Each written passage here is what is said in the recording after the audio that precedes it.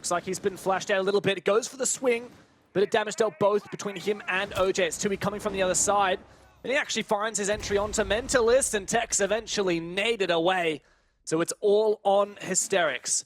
Pushing up now from the blue stairs. Nice headshot onto Bouncin. Just don't worry about that name. Oh my god! Kairo's got the long angle. OJ getting in nice and personal.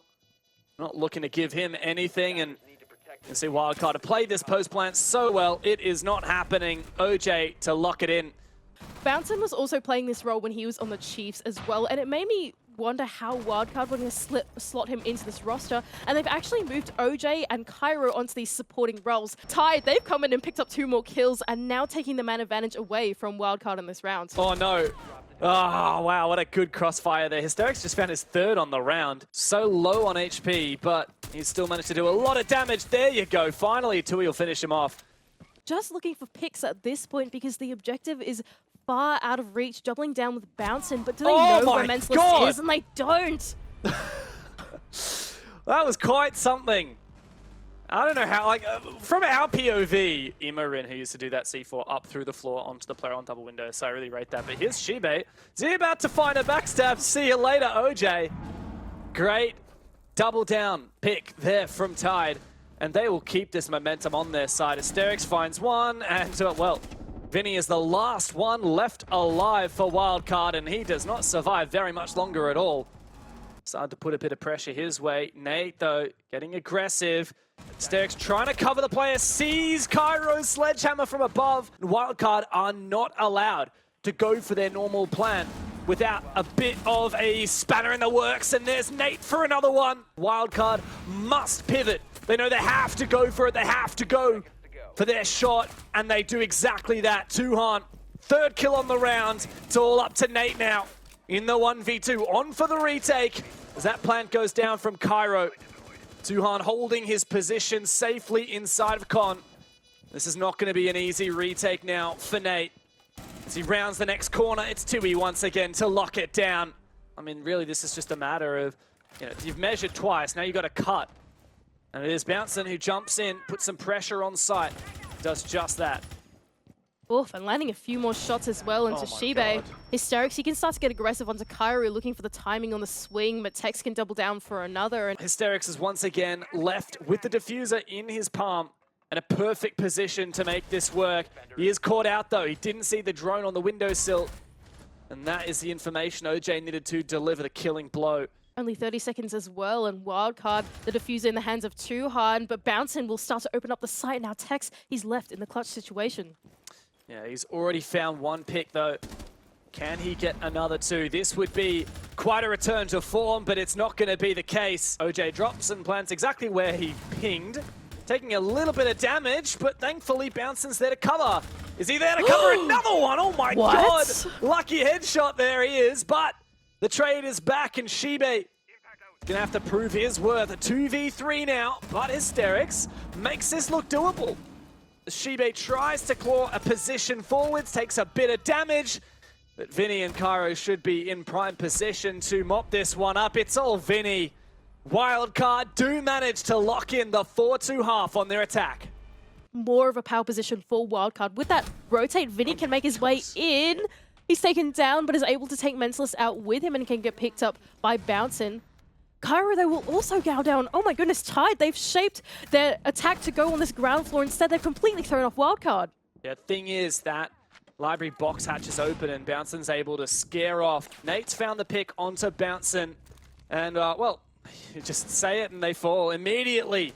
Tyde spring into action. A lot of pressure now on OJ and Vinny. OJ's found 1. OJ sees the position. Does he potentially even have a Yokai to make it work? Hysterics lands the crucial shot. OJ left all alone. Bearing 9 in hand. Can't land the shots that he needs. And Tyde finally stemmed the bleeding. If there's any time to start getting a move on Tyde, it is right now. Flashes go out. Kairo's going for a flank meanwhile. OJ blind, but he thinks he was misdroned earlier.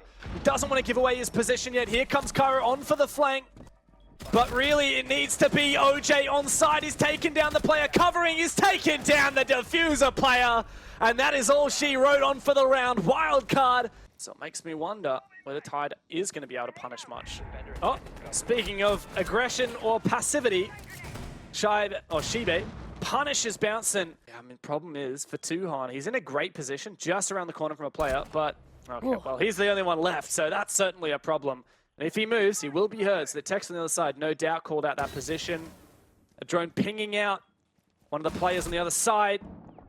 He does land a little bit of damage, but it's an easy mop-up for Tyde. Wildcard has such strong positions here in Library. OJ's just found Shibe. Bouncin almost manages to land enough bullets to confirm that kill. But in fact, Wildcard completely fall back. Really, what of it? There are so many wildcard players whose positions are completely unknown. Oh, OJ, what a great shot. Mentalist shut out of the game. Really strong positions on site for Wildcard. It's just Nate and Tex now. They're going to have to make a move when push comes to shove. Where are they going to push on through? In through mud, and that's not happening. Vinny to lop through Nate, and that's match point for Wildcard. And the first point on the standings. This is much more accessible now for Tyde if they want to go for this execute. Flashes go out. Oh, but once again, Bouncin finds the opener that his team needs, and OJ locks in the kill onto Tex. This could be a good nade, though. Vinny barely takes any damage from it. It's going from bad to worse. Bouncin on double digits now. And it looks like it could be the end of the line for Tyde. In their first match under the new banner. Shibe, though, has done a little bit of work, but there's not enough time to get it done. A desperate attempt now from Mentalist, and he cannot get it done. Wildcard start stage 3 strong with a 7-4 win over Tyde. Always good to see that smiling face, Vinny. But I've got to ask you, before we get underway with any of the proceedings, the haircut. What's going on? What is this? Yeah, after the last 2 years, I just thought something's got to change. I need a bit of good luck or something, so I thought I'd try anything. Just changing it up, I don't know, something different. Yeah. Looks like you belong on the back street, boys, mate. It looks good. It suits you. I'm not going to lie. Look, I gotta talk to you about the roster. Obviously, there have been some dramatic changes coming into this. When we're looking at the Bouncin coming in and Tuhan, how has this impacted the preparations leading into what is stage 3 now? We're kind of used to doing the whole bringing in new players and getting them up to speed in the off season, so it's kind of become tradition at the moment. But no, they've been really great so far. They've both come in and just tried to learn as much as they can from us, and give us the experience they have. Obviously, Kelton came from Chiefs, and when we found out the news about them, we thought it was a good opportunity to bring in some experienced players. Which has been something that we haven't really been able to do in the past. Usually we pick up somebody that's quite fresh, and then we've got Tuhan, of course. And yeah, he's just a gun, and he's impressed us so much in the way that he can shoot the gun, obviously. But yeah, his ability to be vocal and be another second IGL for the team has been huge for us already. It's actually probably a good question to ask. How important are the comms at the moment? Like generally when we talk about long-standing teams, comms are generally pretty sorted, but bringing 2 players in, obviously that would kind of clash, personalities change, communication changes. How has that kind of evolved into stage 3? Yeah, I mean it's been fairly easy with Kelton and Tui in terms of they're very easy people to work with.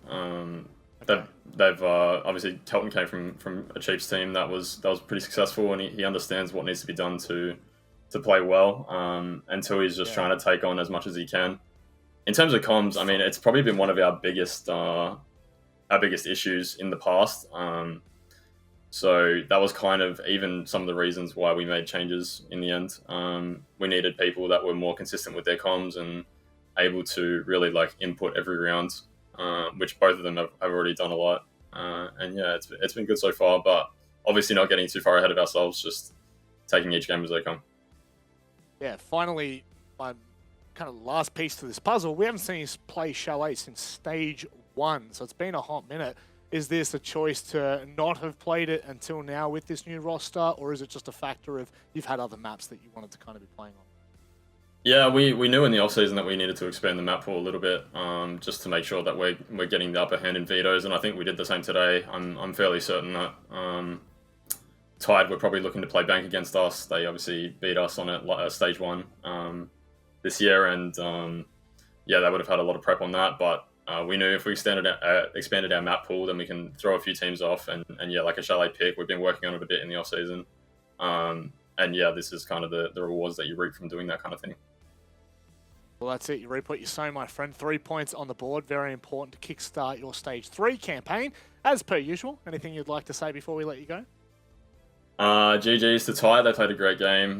Welcome back to Tex. He's been gone a while, and it's good to see him back in the server. And yeah, thank you for the people that watched. Thank you guys for casting, obviously, always. And yeah, hopefully more to come next week. We look forward to seeing that, Vinny. It's obviously a great start, and the major is still on the line. There's big opportunities for you and the rest of Wildcard. Go and enjoy your rest.